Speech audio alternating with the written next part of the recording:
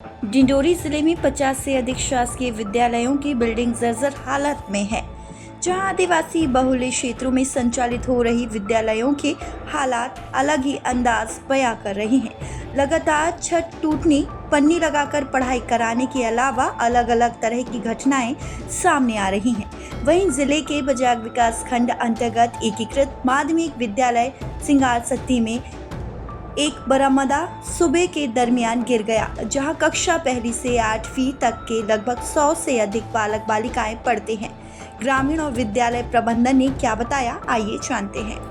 नाम है जयप्रसाद रैदास। आप लोग बच्चे इस स्कूल में पढ़ते हैं, देखते होंगे कि स्कूल की सज्जा गिर गई। हाँ, गिर गई। क्या कहना चाहते हैं? अरे हम तो यही कहना चाहते हैं कि शासन इसके लिए जो है तत्काल व्यवस्था करे, क्योंकि अगर बच्चे अगर स्कूल लगा होता तो गिरता तो क्या होता, क्या हकीकत हो जाती। इसलिए यहाँ जो है बच्चों के लिए पूरा तत्काल व्यवस्था की जाए। क्षेत्र के आदिवासी बच्चों के साथ तो गलत हो रहा है। गलत हो रहा है। एक विभाग नहीं, हर विभाग।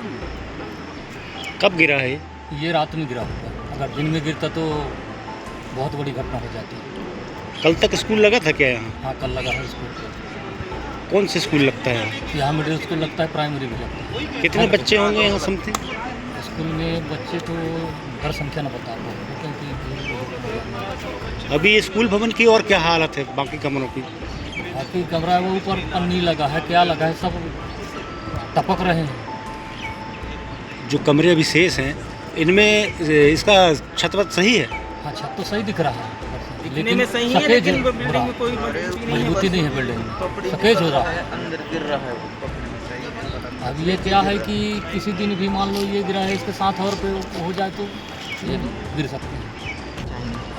ये यही कहना चाहते हैं, अगर स्कूल लगा होता और बच्चे यहाँ आना जाना, यहाँ सर भी बैठते हैं यहीं जहाँ गिरा है, तो आज उनकी स्थिति क्या बनती, कितना बड़ा नुकसान हो जाता। और आज की स्थिति में हमारे पास स्कूल बैठने के लिए भी नहीं है, बच्चे कहाँ जाके पढ़ेंगे। आपके बच्चे यहाँ आते होंगे, पढ़ते हमारे होंगे। बच्चे हैं, अब मेरे 2 बच्चे हैं।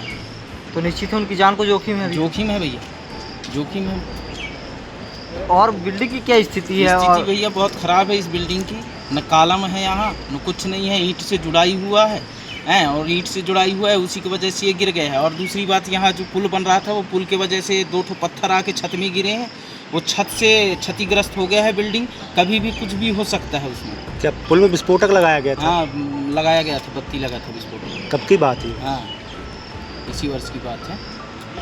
क्या चाहते हैं आप? हम नहीं चाहते कि यहाँ हमारे बच्चे पढ़ें। और दूसरी बात ये है कि अगर कल के डेट में अगर पढ़ेंगे यहाँ स्कूल में, अगर बैठे हैं बच्चे और कल के डेट में अगर कुछ हो जाता है तो फिर इसकी जिम्मेदारी कौन रहे। कितने बच्चे होंगे यहाँ? यहाँ बच्चे जनसंख्या तो 120। कौन सी क्लास से कौन सी क्लास तक? पहली से लेके 8वीं तक। भारतीय जनता पार्टी की सरकार के भ्रष्टाचार का जीता जागता नमूना है। रिपेयरिंग के नाम पर करोड़ों रुपए जिले में आता है और पूरा पैसा कहाँ जाता है, किस अधिकारी और किस नेता की जेब में जाता है, यह जांच का विषय है। आज यदि ये घटना रात में न होकर दिन में हुई होती तो निश्चित रूप से कोई बड़ी घटना का रूप ले सकती थी। जैसे राजस्थान में अनेकों अनुसूचित जनजाति के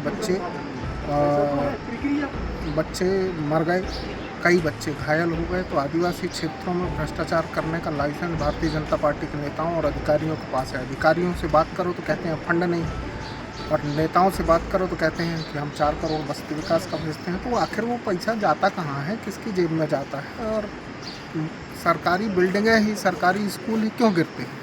बच्चों के ऊपर ही छज्जे क्यों गिर रहे हैं? किसी भारतीय जनता पार्टी के नेता का, किसी भारतीय जनता पार्टी के बड़े नेता का या अधिकारियों का किसी का मकान का छज्जा आज तक गिरा है क्या? आपने सुना है क्या? ये सीधा सीधा भ्रष्टाचार का मामला है कि इसमें भ्रष्टाचार किया गया है और आदिवासी बच्चों की जान के साथ खिलवाड़ किए जा रहे हैं। स्कूलों में कोई व्यवस्था नहीं है।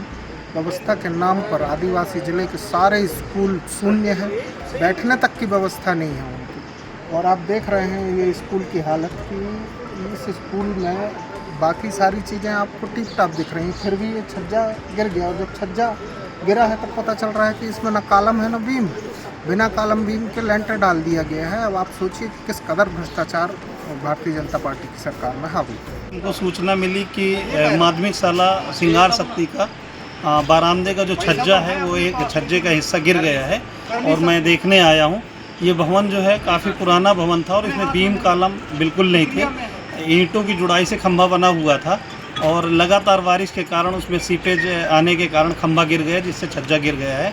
और इसको अलग करवा करके अभी तत्काल में बच्चों को ग्राम पंचायत में बैठाने की व्यवस्था करके इसको संचालित किया जा रहा है। लगभग कितने विद्यालय हैं ऐसे जो आप मतलब इस तरीके के शिकार हो गए? 8 भवन डिसमेंटल करने की स्थिति में है और जो प्रक्रिया में है, और अगले 2-3 दिन में ये भवन जो है ये डिसमेंटल की कार्रवाई हो जाएगी और ये तत्काल 8 भवन गिरा दिए जाएंगे। उन भवनों को जैसे डिसमेंटल होंगे तो बच्चों को कहीं शिफ्ट करने के लिए कोई कार्य योजना बनाए? जी, कुछ भवन ऐसे हैं जिसमें अतिरिक्त कक्ष एक आध हैं तो वहाँ पर लगाएंगे, और जहाँ पर स्कूल के भवन नहीं बचे हैं वहाँ पर सामुदायिक भवन, ग्राम पंचायत भवन या आंगनवाड़ी भवन में जो भी शासकीय भवन उपलब्ध हैं वहाँ पर वैकल्पिक व्यवस्था की जाएगी। और जहाँ पर शासकीय भवन नहीं है वहाँ निजी भवनों में भी इस विद्यालय संचालित किए जाएंगे।